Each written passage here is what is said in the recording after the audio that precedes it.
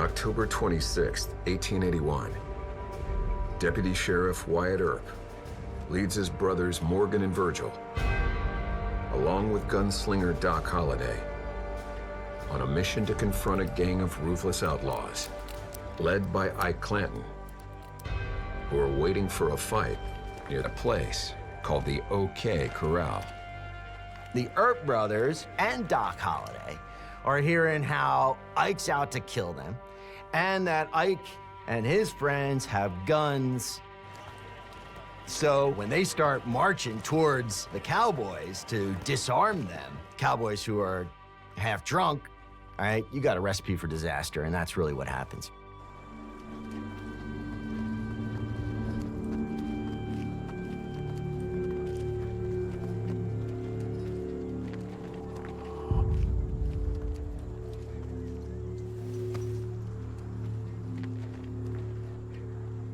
Give us your guns.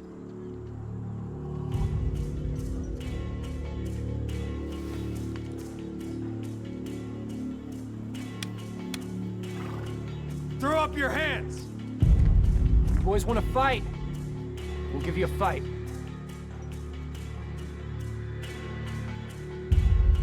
I'm not gonna ask again.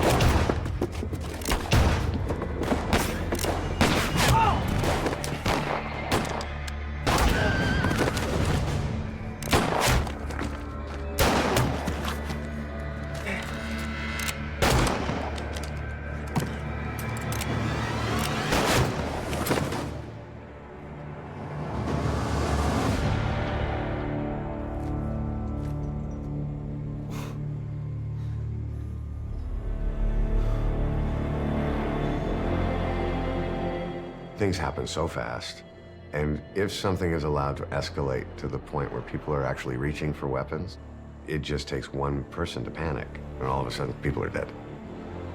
In a matter of 30 seconds, 30 rounds are fired. 3 cowboys lay dead, including Ike Clanton's brother, Billy. Wyatt's brothers and Doc Holliday are wounded, while Ike Clanton gets away. In the end, only one man was left standing. Only one man was unhurt, and that was Wyatt Earp. Wyatt's uncanny ability to escape harm at the OK Corral will become a part of his legend. News of the gunfight makes headlines around the world. But rather than becoming a story of the law's triumph over outlaws, Wyatt and his men are portrayed as criminals. It was covered as far away as Australia as a tale of unbelievable lawlessness. As time went on, there was more and more concern about Tombstone as the symbol of violence at the American frontier, and that had the business people very worried. In the rapidly developing West, it's becoming clear that Wyatt Earp's brand of frontier justice is beginning to wear thin.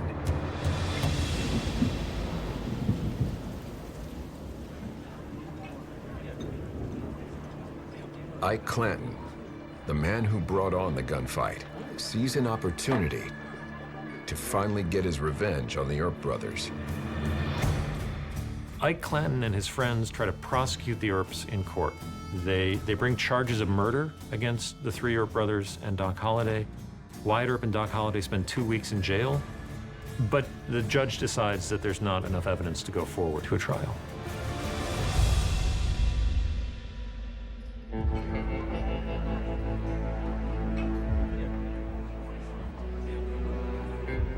The charges against Wyatt and his brothers are dropped, but their image as noble lawmen has been irreversibly damaged. I don't believe Wyatt Earp ever woke up in the morning and said, I'm gonna go kill someone today. He's trying to marshal a town. And he's unfortunately the guy who's got to keep it somehow civil. And eventually people are going to want to go after him. They don't want us here, they don't want us. What do you recommend that we do? A lot of folks are moving to California. Maybe we should too. No. It'll look like they're running us right out of town. That's right. We're not going anywhere. We leave Tombstone, it's on our own terms. This is where we belong. It's to the unflappable Wyatt or to Tombstone. To Tombstone.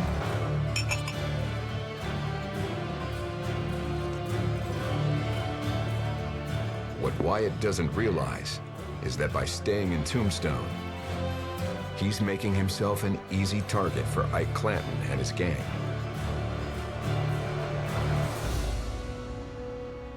"1,200 miles away in Missouri, Jesse James is settling back into life as an outlaw.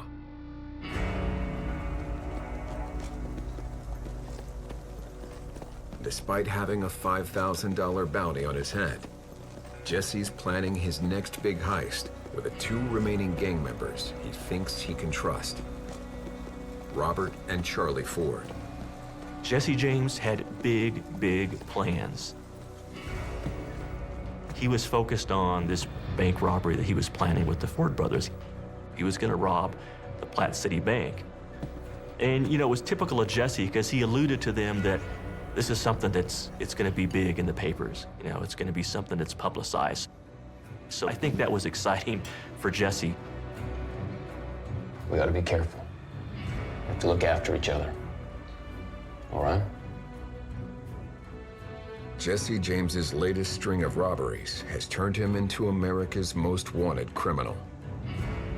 But what he doesn't realize is that it's not the law he should be afraid of. It's one of his own.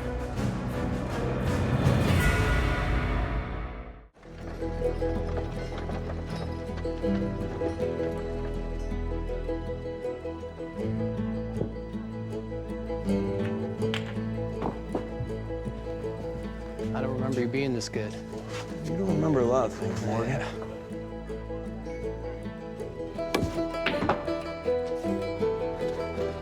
Months after the gunfight at the OK Corral, Wyatt Earp and his brothers Morgan and Virgil are still in Tombstone, trying to carve out a new life for themselves. Wyatt sticks around because he's got financial investments in town. And those financial investments have just started to make some money. So, you know, as far as the Earps go, right, that was just some unfortunate incident. It's time to move on. But the Cowboys weren't letting it go.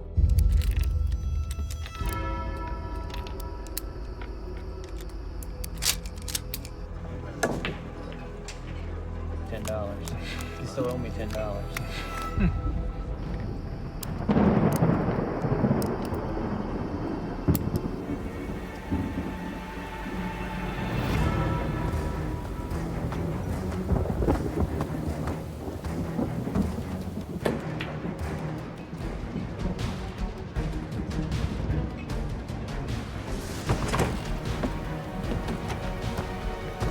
Virgil.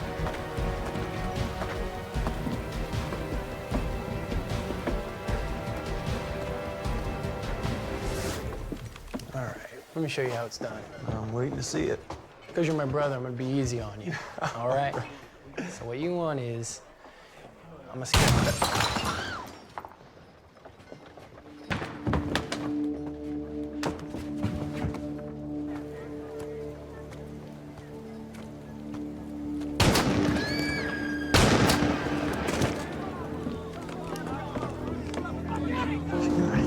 Somebody call a doctor. Morgan. Morgan. Oh, God.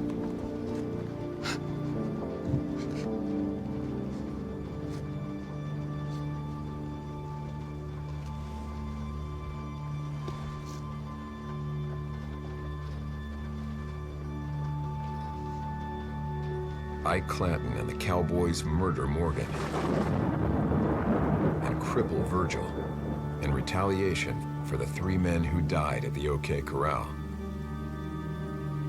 Ike Clanton couldn't get his revenge in court, and so they basically had hitmen out for the Earps. This was the moment of change for Wyatt. He felt that the law would no longer protect him and decided that he would take the law into his own hands.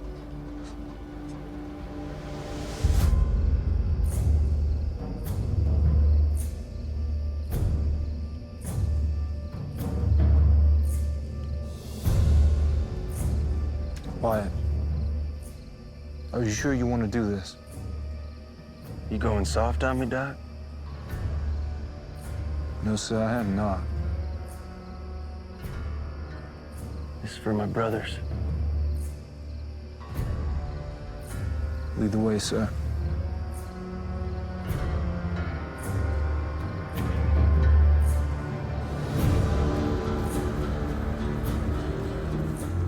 To help him avenge his brother's death, Wyatt calls on his trusted friend, Doc Holliday. Together, they form a posse to track down and take out Clanton's whole crew.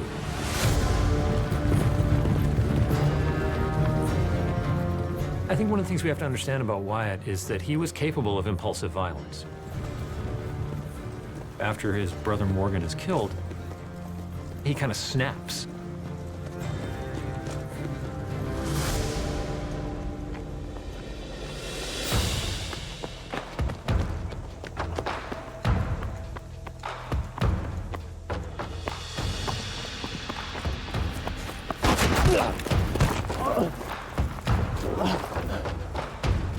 Morgan Earp was assassinated. This was not something that just happened. And Wyatt's reaction is just as planned and just as premeditated. You give me a name, and I'll let you live. You go to hell. You first.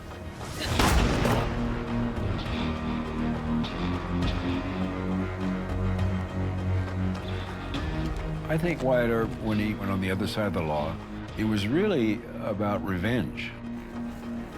And there wasn't anything to justify or redeem the killing. Then it had to be taken into the hands of certain individuals. After killing cowboy Frank Stillwell, Wyatt and his gang continue their hunt through the Arizona territory, tracking more of Ike Clanton's men, including Charlie Cruz.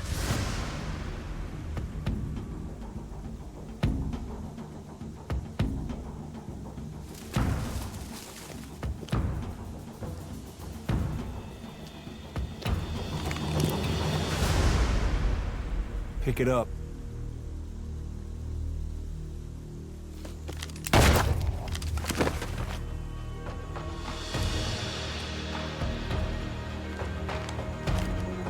As Wyatt continues his quest for vengeance, he's turning from a man of justice to a cold-blooded killer.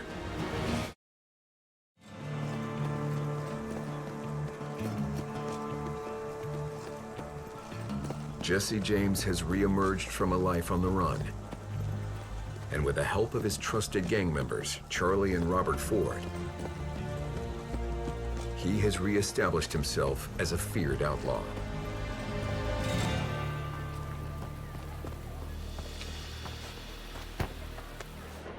In hopes of ending Jesse's crime spree, Missouri Governor Thomas Crittenden has put a $5,000 bounty on his head. And it isn't long before the opportunity he's been waiting for comes to him. You the governor? And you must be Robert Ford. You ride with Jesse James.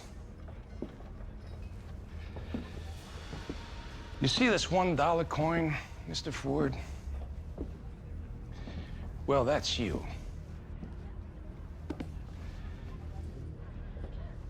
But this $10,000 coin, that's Jesse James. A good gambler could turn that $1 into 10,000. Are you a good gambler, Mr. Ford?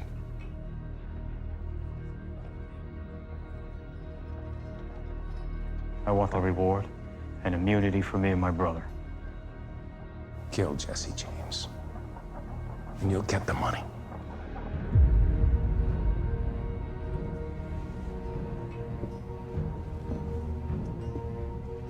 Robert Ford knows that by working with Jesse James, he and his brother are now prime targets too. Bob Ford decides, there's a big reward, so he has an incentive. But there was a real fear with Bob Ford. I'm a little afraid of Jesse James.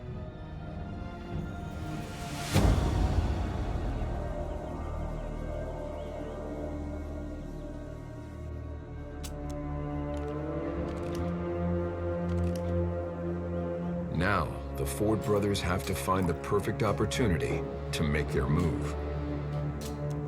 Looking at it logically, you might wonder, what was Jesse James thinking, trusting the Fords?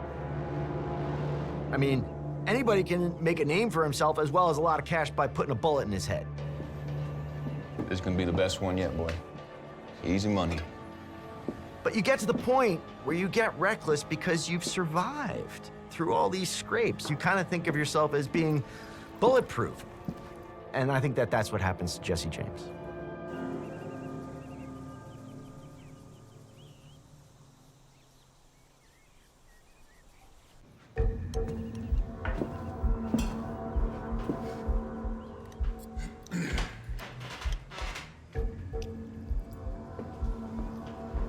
Jesse, your breakfast is getting cold.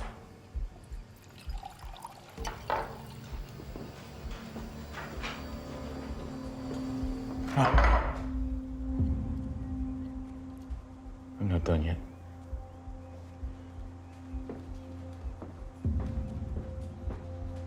Z. Thank you.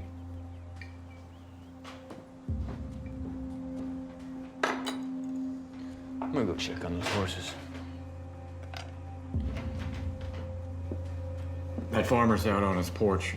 Probably don't want to walk around with that gun on your hip.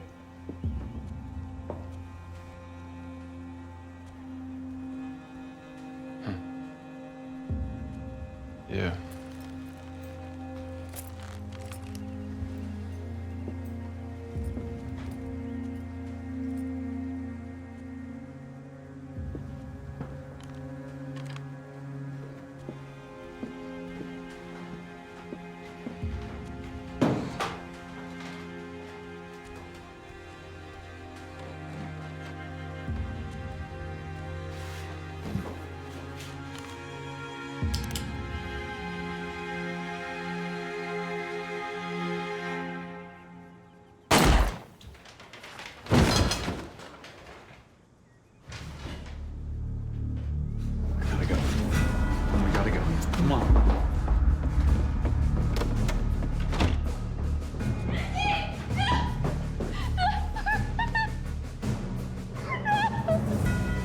Jesse James is shot in the back of the head by one of his own gang.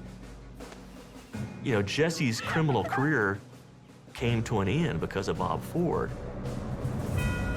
Some, riffraff, some boy.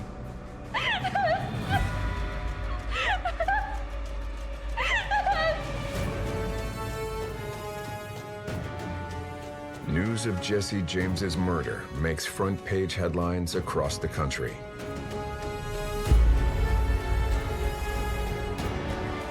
And 3 days after his death,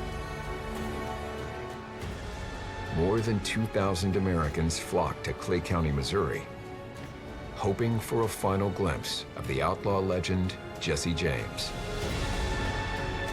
Jesse James is already a hero to many people. When he's killed, he's now a martyr. And it's the way that he's killed. Had he been captured and tried, and had he been executed, it would have been much different.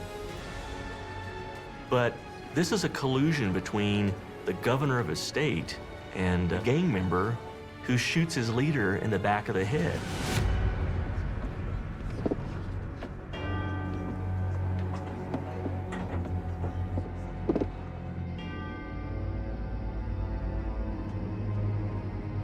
Robert Ford never escapes his reputation as the man who murdered Jesse James and is shot down in a saloon 10 years later. But as years go by, Jesse James's legend only continues to grow. Jesse reaches incredible new heights in the American imagination as a hero, as a martyr, and as a representative of the defeated South. I grew up in Jesse James country. When I was a kid, Jesse James was a hero. Now, I see Jesse as a tragic consequence of an awful, awful war, which was a tragic consequence of an awful, awful institution. Jesse's story captures the imaginations of Americans across the country, and tales of his exploits are enshrined in dime store novels, on stage, and eventually in Western cinema, leading him to become one of the most notorious figures in American history. Americans, you know, for better and sometimes for worse, truly cut their own path. And I think that that's why we always idolized Jesse James. Jesse James said, I'm not going to take this, and went and grabbed what he wanted. I think there's a place in America's heart for those people. But while another ruthless outlaw may be gone,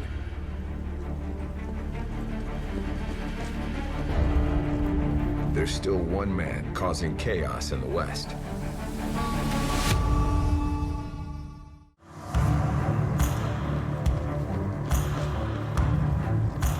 In the territory of Arizona, Wyatt Earp rides to avenge the murder of his brother Morgan.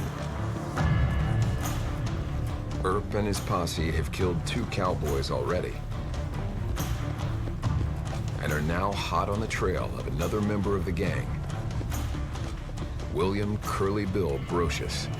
The code of the West, there's certain things permitted and there's certain things that weren't permitted. But there was no law and order, and usually the guys that kept the order, the Wyatt Earps of the world, they were stone-blooded killers.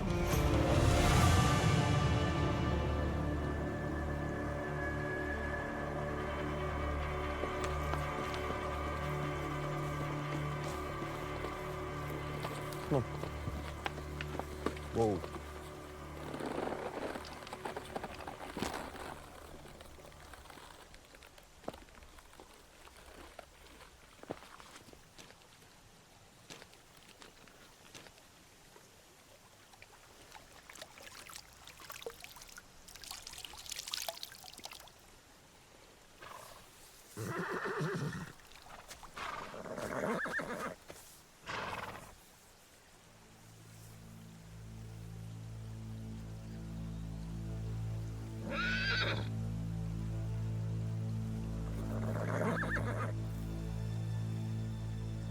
Saddle him up.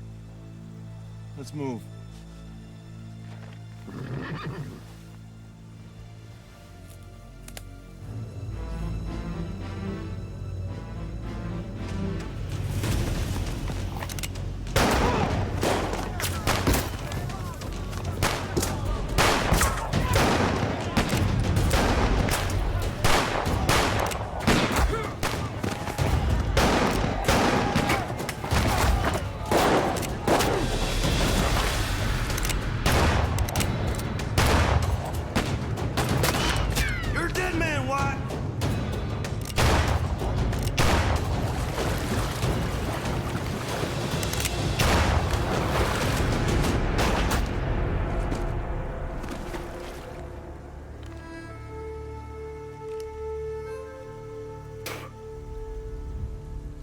Wyatt shoots Curly Bill dead.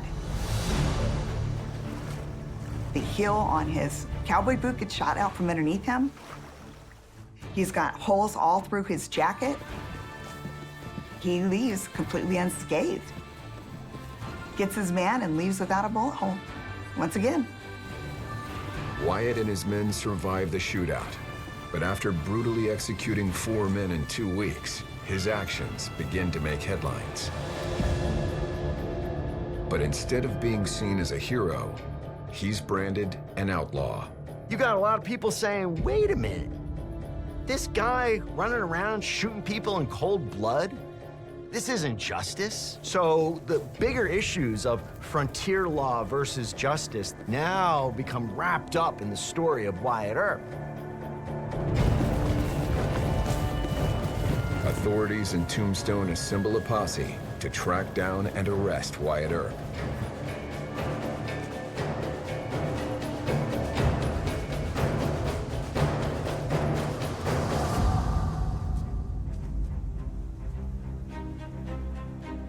Now that he's a fugitive, Wyatt Earp decides to give up on his hunt for Ike Clanton.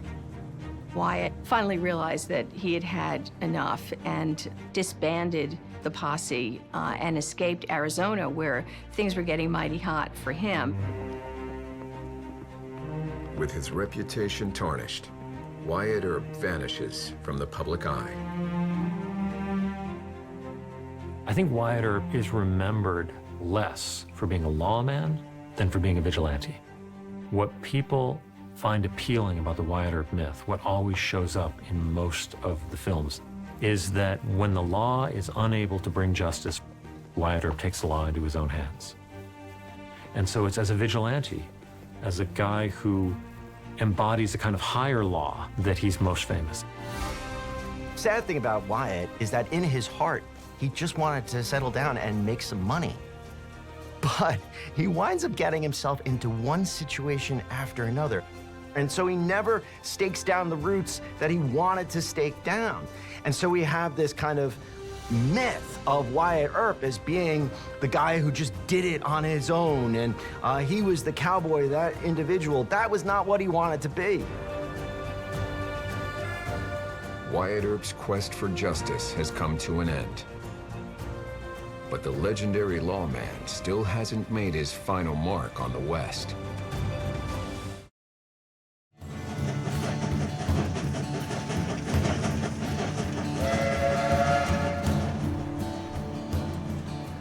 After returning from exile in Canada, Lakota Chief Sitting Bull has been traveling across America with Buffalo Bill Cody's Wild West show, hoping to preserve what's left of his culture.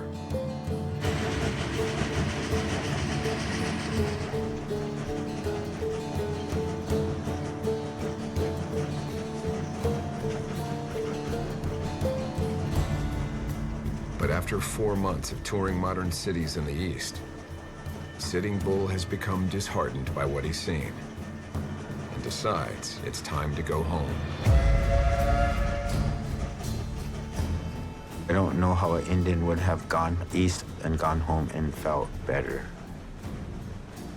That had to be the most hopeless feeling in the world, to know that your land is now going to look like that in about 50 years. And if you're alive in 50 years, that's probably what you're going to be living in.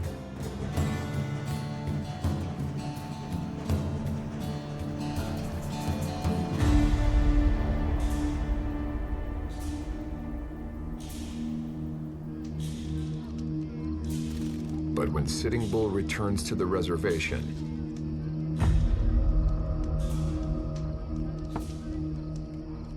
he finds something unexpected. A new movement has taken hold of his people. A ritual that they believe could restore the Lakota to their former way of life. It's called the Ghost Dance.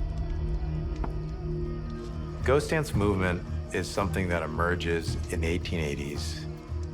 If you do these rituals, you can make time go backwards. White people would disappear, the buffalo would come back, and Indian peoples would be restored to their former prominence. It's a very appealing vision. But as the movement gains momentum, government agents fear it's leading to an uprising. A lot of the people who are most active in the ghost dance are difficult to get to, and so seemingly the reservation authorities decide instead, well, we'll arrest Sitting Bull, because he's close by, he's in his cabin, we know where it is. And they decide to send a recently created Lakota police force. In December of 1890, the U.S. sends 40 armed guards to remove Sitting Bull from his home. But the chief's followers are determined to protect their leader.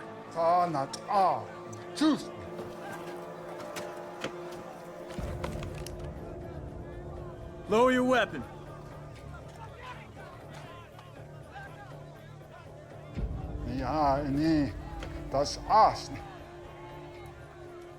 I will not go!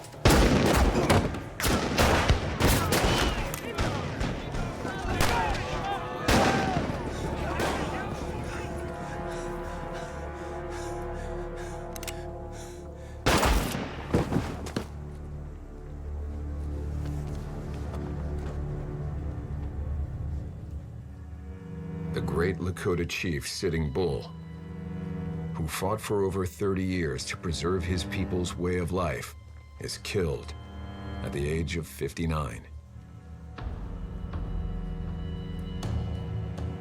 The death of Sitting Bull was the death of our culture at that moment. You have faith in one man, and he's doing everything he can to keep you alive and to keep your way of life alive and to protect you. And he dies a violent death instead of a natural death. You know, you've lost your leader on top of losing everything. In the wake of Sitting Bull's death, many of his followers flee the reservation and set up a temporary camp in South Dakota at a place called Wounded Knee. But the U.S. government remains fearful of a possible uprising and sends the 7th Cavalry to track them down. From the U.S. Army's perspective, hostile from non-hostile. Indian is they basically decide, well, anyone who's off the reservation is potentially hostile, and we'll treat them this way. Just 2 weeks after Sitting Bull's murder, 200 more Lakota men, women, and children are killed by American troops at Wounded Knee. It's a very disturbing event. They begin to throw in these howitzer shells into the encampment at a rate of 50 shots a minute. It's quite clearly a disproportionate use of force against a community that was not in any ways clearly violent towards the United States. Led by General James W. Forsyth, the massacre at Wounded Knee is the last major attack by the U.S. government against the Lakota people.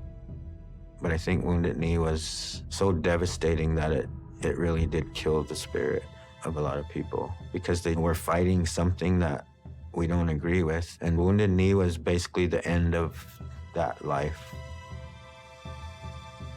For decades, American Indians have fought to keep their place in the West. But now, the Indian population, once estimated at over 300,000, has been cut in half. Characters like Sitting Bull and Crazy Horse, they fought to the end. And of course, eventually the end did come. I'm honored to be Sitting Bull's relative. You know, we're actually to a point now where we can survive and thrive, so we need to do that in order to honor our ancestors, to honor Sitting Bull, because they didn't want to lose their way of life. And we fought and died to keep our way of life, and we still have it.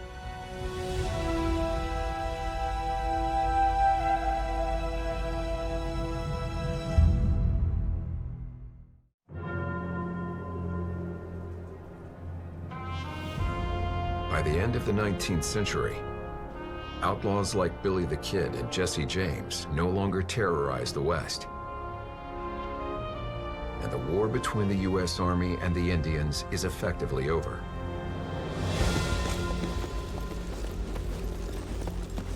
With the frontier wide open, the government frees up 1.9 million acres of former Indian territory in Oklahoma And within hours, 50,000 settlers pour into the land. It will come to be known as the Oklahoma Land Rush. By 1890, the West has been settled to the point where the U.S. Census Bureau can declare the frontier officially closed. In a span of just 25 years, America has gone from a country divided by war to a nation united by land. What happened was the West eventually came to look more like the East. Before 1860, if you went west, you dropped out of sight, and people couldn't hear from you. All of a sudden, you could go through much of the West in the 1890s, and you could keep almost instantaneously in touch with what was going on in the East. And that made all the difference in the world.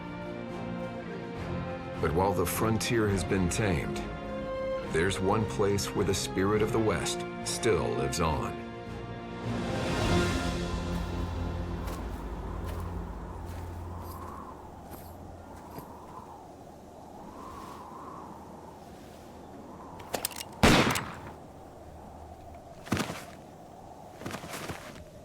And cut!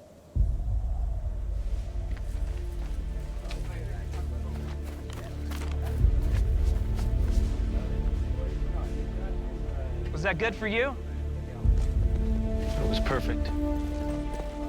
Decades after escaping Arizona, Wyatt Earp reemerges in Hollywood, California,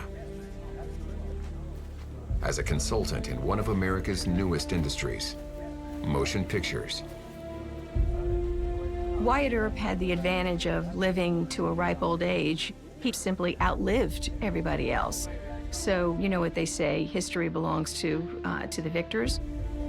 We used to drive cattle into Dodge City. They were stretched as far as the eye can see. Thousands of cattle coming into town, just trample everything in their path. By telling stories about his past, Wyatt Earp immortalizes the Old West in film.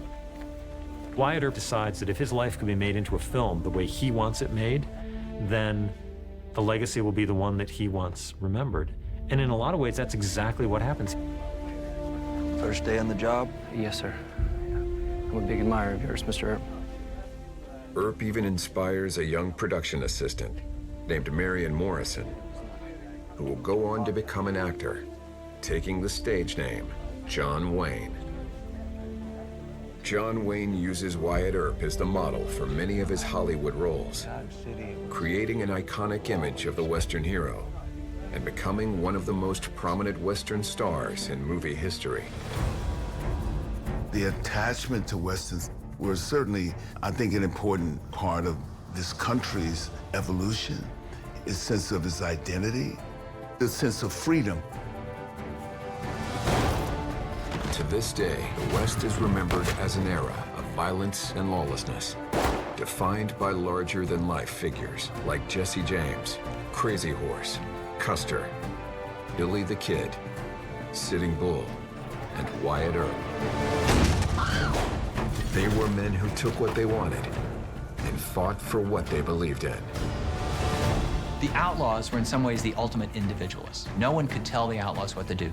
A lot of Americans could imagine, boy, if things had been different, I could be as bold and brave, as daring as Jesse James or as Billy the Kid. The Old West engaged your imagination in a way nothing else has ever done. And it really is that eternal American figure, that guy who faces the adversity and comes through it. The story of the West is the story of a country evolving and growing through the sheer will and courage of its people. I believe that it is truly American to strike out in a new life and a new existence. The hardships on those individuals is amazing. And despite all the obstacles, we've populated a nation that is now and always has been one of the great experiments in history.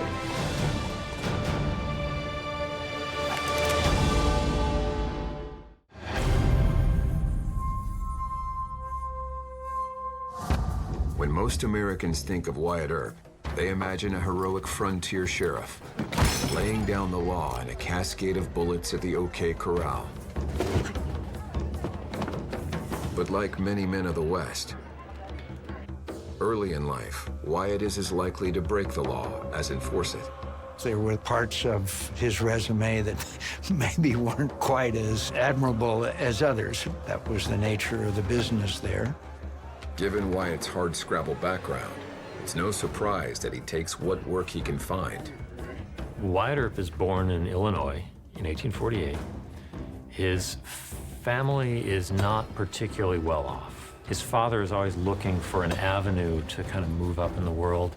He covers over the dark spots in his history, as a lot of people do on their resumes. For Wyatt, the dark spots include working in a brothel. Wyatt's early life, he's in the Peoria area. He's involved with some prostitutes. He's arrested there. Then there's the time Wyatt is accused of being a thief. He spends a year as town constable in Missouri. He leaves under a cloud, having been accused of absconding with some city funds. And then within a month, he is arrested in the Indian Territory, charged with horse theft. Of course, America's laws are different today than the laws in Wyatt Earp's time. I think we have to look at how we define the law. Gambling, prostitution, and saloon keeping, selling alcohol, these were all things that were not only legal, but they were business interests of Wyatt's throughout his life, and they were legal at the time. So it was social mores that changed. To understand Wyatt Earp, you have to understand, he was not a lawman at heart, just the opposite. And one thing Wyatt Earp really loved was publicity. He loved seeing his name in the newspaper.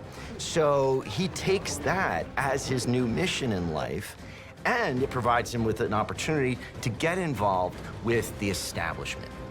And he kind of takes on this role as the rough guy in the interests of the establishment. Years later, the seedier side of Wyatt Earp's story is stripped away from his biography, and the image of Wyatt Earp, crusading lawman, becomes one of the most enduring legends of the American West.